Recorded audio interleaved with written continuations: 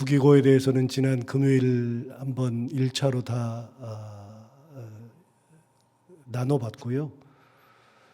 두기고의 출신이 어디냐면 아시아라 그랬습니다. 아시아라는 주 출신이죠. 성경에서 아시아 그러면 이제 성경에 아시아라고 나오니까요.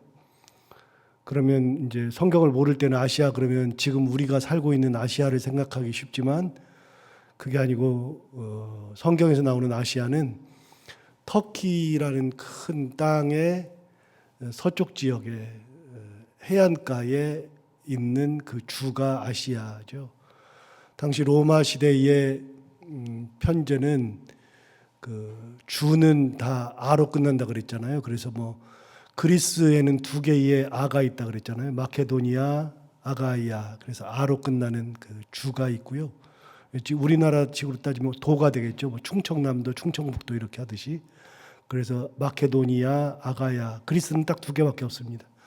그런데 이제 터키 지방에는 한 10개 정도의 아가 있습니다. 그 중에 이제 사도 바울의 고향인 길리기아. 그래서 우리가 사도 바울의 고향이 어디냐 그러면 길리기아 다소 이렇게 이야기하죠. 그래서 길리기아, 갑바도기아, 밤빌리아 뭐 이렇게 다 이야기합니다.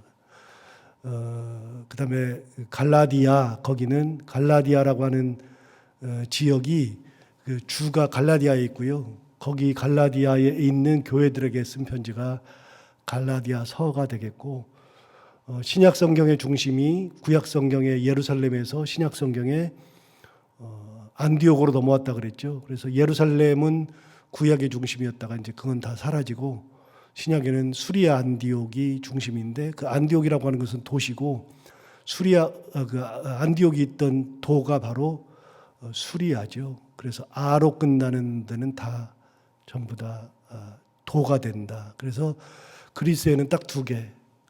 아랫 지방의 아가이아, 북쪽 지방의 마케도니아, 그리고 터키에는 참 많은 아가 있는데 그 중에 하나가 터키의 서쪽 지역에 해안가에 위치한 그 지역이 바로 아시아입니다.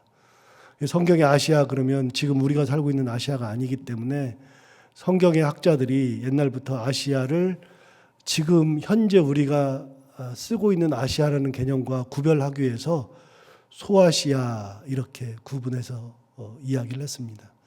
소아시아라는 지명은 아예 없고요. 원래는 그냥 아시아입니다. 그런데 지금과 구분하기 위해서 소아시아 이렇게 구분을 했을 뿐이죠. 그래서 영어로는 아시아 마이나, 그래서 마이나는 조그맣다는 뜻이니까요.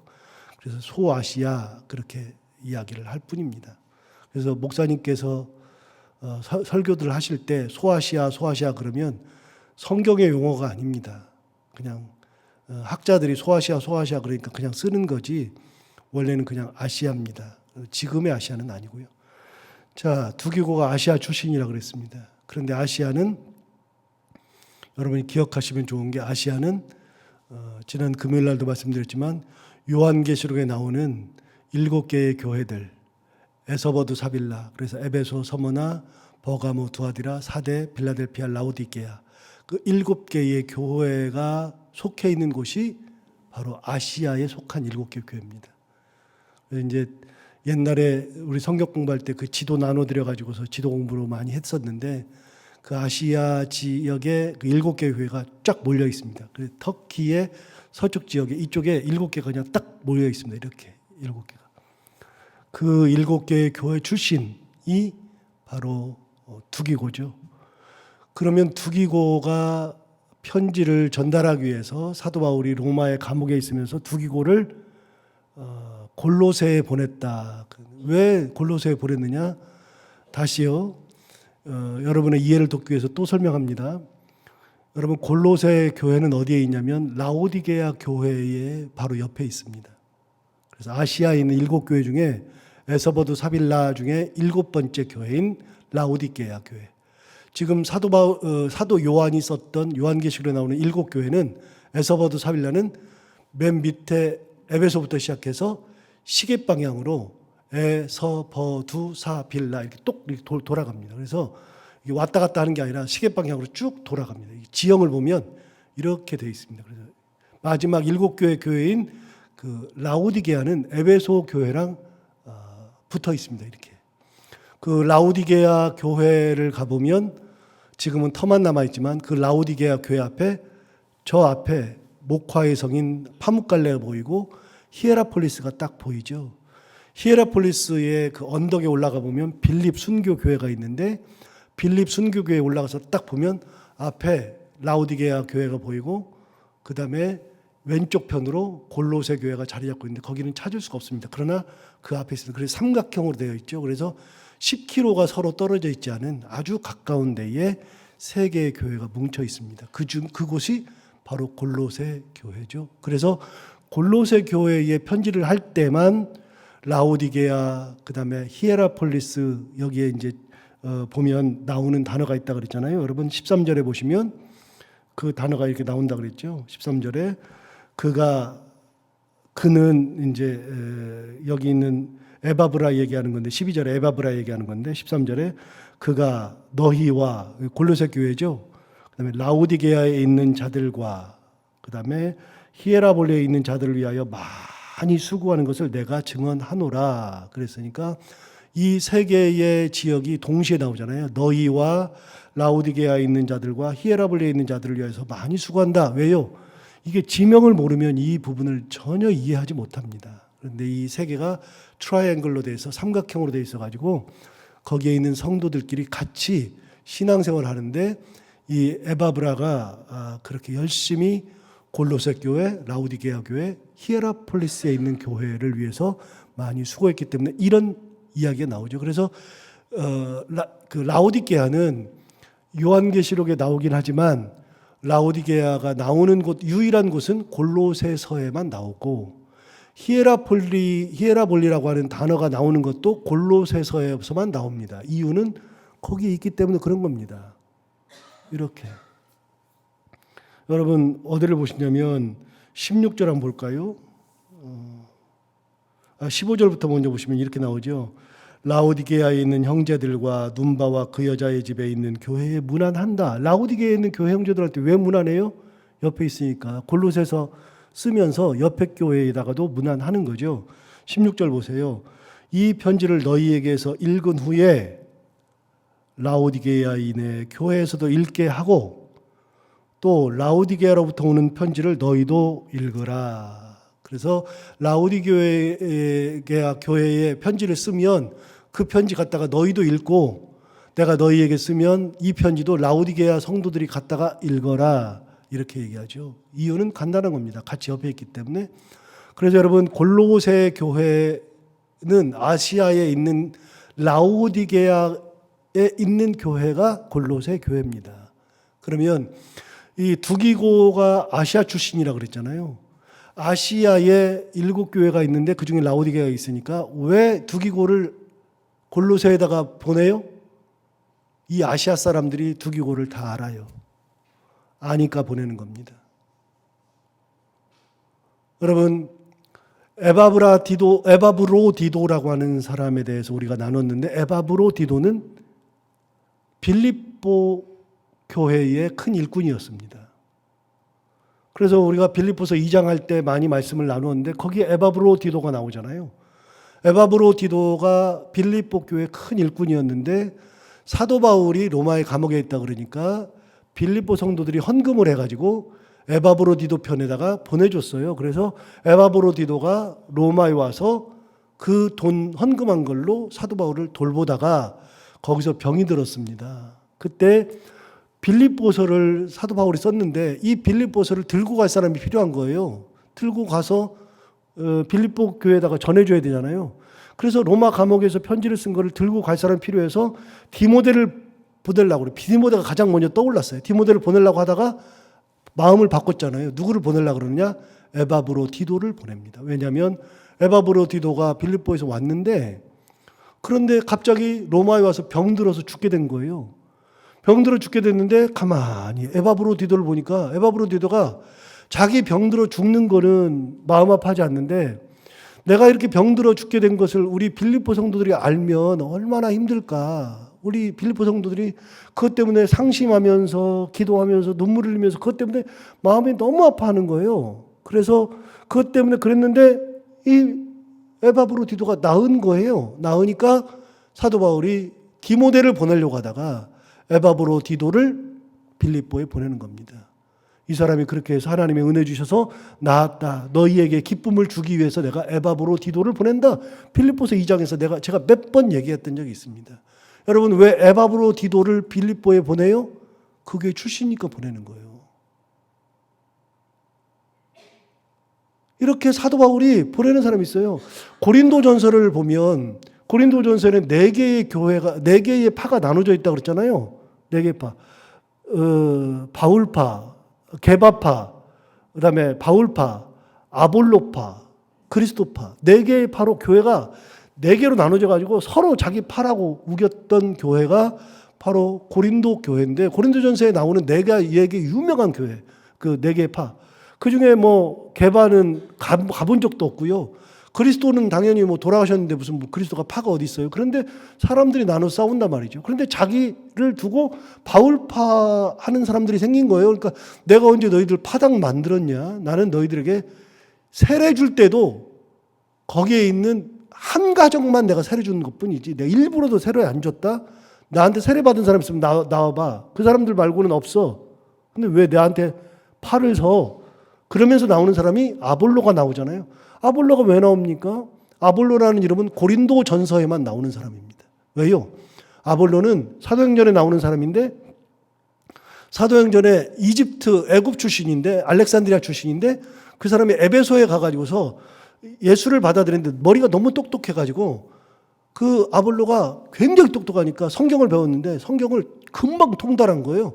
그래서 성경을 가르칠 때 너무 잘 가르쳐. 너무나 잘 가르치는데 가만히 보니까 이 아볼로가 잘 가르치긴 하는데 능력이 없어요. 성령을 받아본 적이 없어. 근데 사도 바울이 고린도에 있을 때 그때 같이 천막을 짓던 브리스길라와 아굴라 부부가 있는데, 그 브리스길라와 아굴라 부부가 사도 바울이 고린도를 떠나면서 에베소를 갈 때 같이 왔어요. 같이 와서 브리스길라, 아굴라 같이 있는데 사도 바울은 에베소에 있다가 떠나가고 거기서 브리스길라, 아굴라만 남았는데 아볼로가 성경을 기가 막히게 하는데 능력이 없는 거예요. 그러니까 브리스길라와 아굴라, 특히 아굴라 그 남편이 그 아볼로를 데려다가 성경을 가르친 거예요. 열심히 가르치고 성령을 받게 하고, 그러니까 아볼로가 성령을 받고 성경에 능통해져 가지고 자기가 가고 싶은 데가 있는 거예요. 어디를 가고 싶으냐? 아가야를 가고 싶대요. 아가야가 어디예요? 그리스의 남부지방 아가야. 그 남부지방에 있는 2개의 도시, 아가야에 있는 2개의 도시가 아테네와 고린도잖아요. 그 고린도로 가가지고서 사역한 겁니다. 그래가지고 고린도에 아주 큰 일꾼이 됩니다. 아볼로가. 그래서 아볼로가 크게 일꾼이다 보니까 사람들이 나뉜 겁니다. 나는 아볼로파, 이렇게 된 겁니다. 그래가지고서는 그것 때문에 시끄러운 거예요. 그래서 사도 바울이 특별히 아볼로라는 이름을 고린도 전서에다가 이야기한 겁니다. 여러분, 사람들의 이름이 나올 때는요, 그냥 나오는 게 아닙니다. 다 의미가 있으니까 나오고 관련이 있으니까 나오고. 그 사람을 보냈는데, 여러분, 에바브로디도는 다른 곳에 안 보냈습니다. 빌립보에 보냈지. 빌립보는 그리스에 있습니다. 그리스의 마케도냐 지방에 있습니다. 위쪽 지방에 마케도냐에 크게 2개의 중요한 도시가 있다고 그랬잖아요. 마케도냐 지방에는 빌립보와 데살로니가가 있고, 아가야 지방은 아테네와 고린도가 있다고 말씀드렸는데, 그 북쪽 지방인 마케도냐의 빌립보에서 있었던 사람이 에바브로디도인데, 여러분, 에바브로디도를 골로새에 보내면은 사람들이 그걸 받고서 그냥 사자가 왔나 보다 그러잖아요. 별로 의미 없잖아요. 그러니까 골로새 교회에 편지할 때 이 편지를 갖고 갈 사람이 필요한데 누구를 보내느냐? 바로 이 사람을 보내는 겁니다. 그래서 이 두기고가 편지를 운반했던 사람입니다. 자, 7절 보세요. 두기고가 내 사정을 다 너희에게 알려주리니. 8절. 내가 그를 특별히 너희에게 보내는 것은, 그래서 두기고를 보낸 겁니다. 뭘 들고 가요? 이 편지 들고 가는 겁니다. 이 편지. 골로새서 이 편지를 들고 두기고가 가는 겁니다. 그럼 여러분, 에베소서를 한번 볼까요? 에베소서 6장. 바로 앞에 빌립보서 바로 앞에 에베소 6장 21절 볼 거예요. 317페이지. 에베소서 6장 21절 보실까요?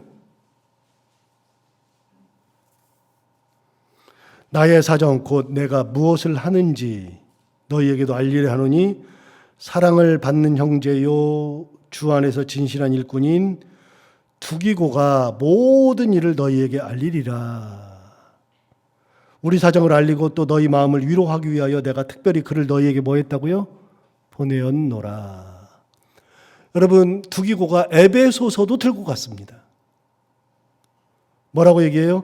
나의 사정 곧 내가 무엇을 하는지 너희에게도 알리려 하노니, 그 다음 뭐라 그러냐면 사랑을 받는 형제요 주 안에서 진실한 일꾼. 이 두 가지는 좀 이따 얘기할 겁니다.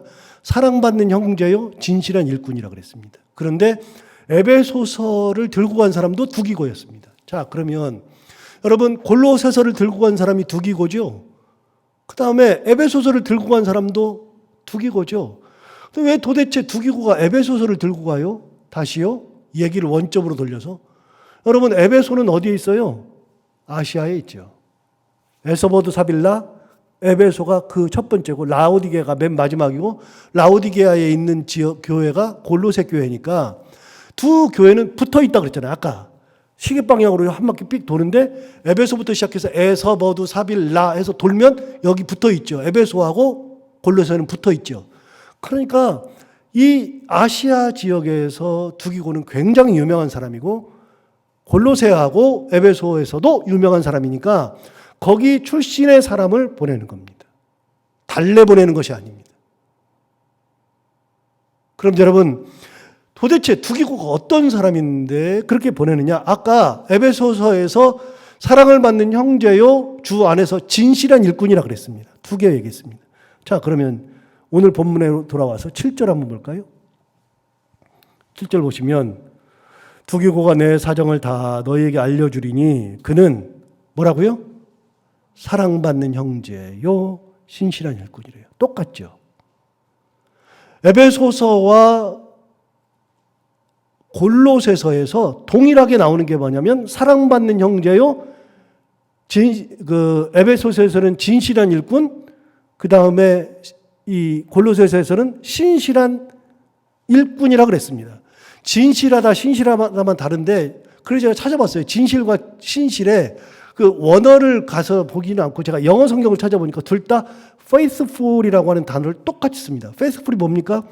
굉장히 충직하다는 뜻입니다. 무슨 일을 맡겼을 때 자기 생각으로 뭔가를 하지 않고 맡긴 자의 사명, 말을 정확하게 잘 시행하는 사람이 신실한 겁니다. 충직한 겁니다. 두기고는 자기에게 맡겨진 일을 하나님께서 자기에게 주신 사명으로 알고 최선을 다해서 감당했었기 때문에 사도 바울은 두기고를 딱 볼 때는 이 사람은 충직한 겁니다. 그러니까 사도 바울이 편지를 보낼 때 그 지역에서 유명했던 두기고를 선발해서 거기로 보낸 겁니다. 그래서 두기고에게는 두 개의 중요한 사도 바울의 평가가 있습니다. 사랑받는 형제요, 신실한 일꾼이에요. 여러분, 사랑받는다는 것은 이렇게 하면 사랑받나 한번 보세요. 제가 이 교회에서 목회하면서 맨 딴짓하다가 좀 사랑해줘요. 그럼 사랑받아요? 좀 사랑해줘. 그리고 제가 뭐 이상한 소리 하면서 애기 같은 소리 하면서 나 좀 사랑해줘. 그러면 사랑받아요? 여러분, 사랑받는 것은 그렇게 사랑받는 게 아니잖아요. 어떻게 사랑받아요? 사랑받는 짓을 해야지 사랑을 받는 거죠. 말로 해서 그러는 게 아니죠. 그러니까 두기고는 이미 사도 바울과 같이 있던 사람들에게 사랑받는 존재였다. 굉장히 두기고를 보면 사람들이 기분이 좋았다. 그 얘기입니다. 그리고 무슨 일을 할 때마다 충직했습니다. 진실했습니다. 자, 그리고 오늘 본문에는 한 가지가 더 나오는데요. 7절 보시면 하반절에 그는 사랑받는 형제요 신실한 일꾼이요 주 안에서 함께 종이 된 자니라. 사도 바울이 두기고를 평가할 때 주 안에서 함께 종이 되었다 그랬습니다. 여러분 여기서 사도 바울의 마음을 알 수 있는데요. 사도 바울의 신학을 알 수 있는데요. 사도 바울은 이렇게 얘기하지 않습니다. 저만 해도 이렇게 얘기합니다. 저만 해도 이렇게 얘기합니다. 영락교에서 제 밑에 있던 전도사였다. 이렇게 표현을 합니다. 그게 이게 알기가 쉬우니까 이렇게 그냥 그러면서 다 지나가요. 제 밑에 있었는지 누가 알아요. 그러니까 영락교에서 같이 동역했던 전도사입니다. 그러면 편한데 저만 해도 제 밑에 있었던 전도사, 지금은 목사 됐다. 이렇게 표현하잖아요. 사람들은요, 나도 알게 모르게 계속해서 서열을 나누고 윗사람, 아랫사람을 가지고 있어요. 이게 사람 사는 사람의 기본적인 생각이에요. 사도 바울은 위아래를 둔 적이 한 번도 없어요. 사도 바울은 위아래를 두지 않아요. 사도 바울은 다 똑같아요. 서열을 둔 적이 없이 사도 바울은 질서만 있어요. 몇 번 말씀드려요? 교회는 서열이 아니라 뭐라고요? 질서라고요. 목사는 높은 사람이 아니라 그 역할을 맡은 일꾼이지. 그런데 그 역할이 크다 보니 설교도 맡았지, 축복권도 가졌지, 행정권도 가지고 있지, 그러다 보니까 여러 가지를 교회에서 다 하다 보니까 엄청나게 권력이 많아요. 권력이 집중될 수밖에 없어요. 그러면 여러분 권력이 집중되면 서열이 높은 겁니까? 아니요. 그게 아니에요. 질서상 그런 겁니다. 질서상. 사도 바울이 뭐라 그래요? 주 안에서 함께 동역자 된 사람이다 라고 표현하죠. 굉장히 중요한 표현입니다. 두기고는 그런 사람이었습니다. 사도 바울이 인정할 만한 사람이었기 때문에 거기를 보낸 거죠. 그런 사람이 쓰임 받는 겁니다. 자, 9절 한번 볼까요? 오늘 9절을 보시면 신실하고 사랑을 받는 형제 오네시모를 함께 보내노니 그는 너희에게서 온 사람이라. 너희에게서 온 사람인 오네시모를 함께 보낸답니다. 신실하고 사랑받는 형제. 똑같네. 저기 두기고랑 똑같죠. 신실하고 사랑받는 형제가 똑같죠. 그런데 그 오네시모를 함께 보내는데 그는 너희에게서 왔대요. 그러면 여러분 우리가 알 수 있어요. 오네시모가 어디 출신이에요?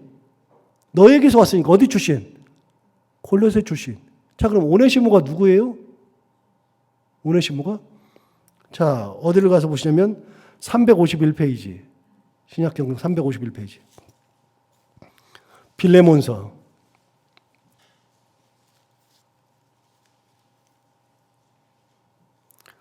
351페이지 보면 빌레몬서라고 하는 한 장의 그 편지인데, 아주 짧은 편지인데, 나중에 이제 빌레몬서 하면서 상세하게 말씀을 드리겠지만, 빌레몬에게, 개인에게 써주는 편지입니다. 사도 바울이 개인에게 써주는 편지. 자, 1절 보시면, 그리스도 예수를 위하여 갇힌 자 된 바울과 및 형제 디모데는 우리의 사랑을 받는 자요 동역자인 빌레몬과 자매 아비아와 우리와 함께 병사된 아키뽀와 내 집에 있는 교회에 편지한다 그랬어요. 빌레몬에게 편지한답니다. 그리고 자매 아비아에게 편지한답니다. 그리고 함께 병사된 아키뽀에게 편지한답니다. 알고 봤더니 빌레몬의 부인이 아비아고 빌레몬의 아들이 아키뽀입니다. 이게 빌레몬이라고 하는 존재가 골로새 교회의 정말로 대단한 유력한 굉장히 부자이기도 하고 신앙이 좋았던 사람이 빌레몬입니다. 그 사람에게 편지하는 거예요. 자, 나중에 이제 며칠 있으면 이제 내일이나 모레쯤 할 텐데 여러분 2절에 보면 아키뽀라고 하는 이름이 나와요. 아키뽀라고 하는 이름이 나오죠. 누구라고요? 빌레몬의 아들이라고요. 자, 여기 접어두고 아까 그 우리 본문 골로새서 4장으로 넘어가서 거기 가서 17절 보세요. 17절에 4장 17절 골로새 4장 17절에 아키뽀에게 이르기를 주 안에서 받은 직분을 삼가 이루라고 하라. 아키뽀가 나오죠. 누구라고요? 빌레몬의 아들이라고요. 자, 빌레몬서로 넘어가서 빌레몬에게 편지하는데 왜 편지를 하느냐? 편지하는 이유가 이제 쭉 나오는데 그 중에 보면 10절을 보세요. 이제 8절을 먼저 보시면 이렇게 해요. 이러므로 내가 그리스도 안에서 아주 담대하게 내게 마땅한 일로 명할 수도 있으나, 내가 너한테 명령할 수도 있으나 도리어 사랑으로서 간구하노라. 내가 명령하는 게 아니라 간구하는 거야. 그러면서 간구하는 얘기를 해주죠. 나이가 많은 나 바울은 지금 또 예수 그리스도를 위하여 갇힌 자 되어서 갇힌 중에 낳은 아들 오네시모를 위하여 내게 간구하노라. 오네시모를 위해서 간구한답니다. 여러분, 오네시모를 위해서 명령할 수도 있는데 간구한다고 얘기하잖아요. 그럼 도대체 오네시모가 누굽니까? 갇힌 중에서 낳은 아들. 여러분, 갇힌 중에서 낳은 아들이 뭐예요? 같이 옥살이 하다가 만났다는 얘기입니다. 오네시모를. 알고 봤더니, 신학자들이 연구를 해봤더니 오네시모가 누구냐면 빌레몬의 종이었는데, 빌레몬의 금은 보와 돈을 훔쳐가지고 달아났다가 로마 감옥에 들어가가지고 사도 바울을 만난 겁니다. 빌레몬의 종이자 도둑질했던 사람입니다. 여러분, 당대 종이 도둑질했다, 그리고 당대 종이 도망쳤다, 죽음입니다. 로마 감옥에서 사도 바울을 만난 겁니다. 사도 바울이 그 빌레몬의 종이었던 오네시모를 열심히 전도해서 말씀을 가르쳤더니 그 사람이 어떻게 됐느냐? 그 사람이 11절 보실까요? 빌레몬서 1장 11절. 그가 전에는 내게 무익하였으나 이제는 나와 내게 유익함으로 내게 그를 돌려보내느니 그는 내 신복이라. 그래서 감옥에서 낳은 아들이라 그랬습니다. 10절 다시 볼까요? 갇힌 중에서 낳은 아들 오네시모라고 표현하고 있습니다. 그리고 갇힌 중에서 오네시모를 낳은 겁니다. 여러분, 16절 보세요. 16절 보시면 이후로는 종과 같이 대하지 아니하고 종 이상으로 곧 사랑받는 형제로 둘지라. 자기가 종 이상의 사랑받는 아들로 내가 둘 거다. 그런 얘기입니다. 17절 보세요. 17절. 그러므로 내가 나를 동역자로 알진대 그를 영접하기를 내게 하듯 하여라. 자기 종인데 사도 바울 영접하듯이 하라는 얘기입니다. 18절. 그가 만일 내게 불의를 하였거나 내게 빚진 것이 있으면 그것을 내 앞으로 계산하여라. 그래서 내가 다 빚진 거 갚을 테니 내 앞으로 달아나라. 내가 갚아줄게. 그 얘기한 겁니다. 여러분, 빌레몬은 사도 바울을 진짜 많이 따랐고 귀하게 여겼고 그 말이라 그러면 언제든지 순종합니다. 그런데 사도 바울이 야, 내가 낳은 아들이야. 내가 너한테 다시 보내니까 나한테 다시 좀 보내줘. 나한테 신복이야. 나한테 꼭 필요해. 이제는 종으로 대하지 말고 나한테 대하듯이 대해줘. 정말로 좋으니까 혹시 빚진 거 있으면 내가 갚아줄게. 나한테 달아놔. 외상 달아놓듯이 달아놔. 이게 오네시모입니다. 오네시모. 그럼 여러분 하나 알 수 있어요? 오네시모는 너희에게서 내게로 왔어요? 그러면 오네시모는 골로새에서 왔어요. 그러면 빌레몬은 어디 사람이에요? 골로새 사람이에요. 빌레몬이. 그러니까 그 아들 아키포 얘기도 아까 골로새서에 나오죠. 자, 본문으로 다시 돌아가서 9절.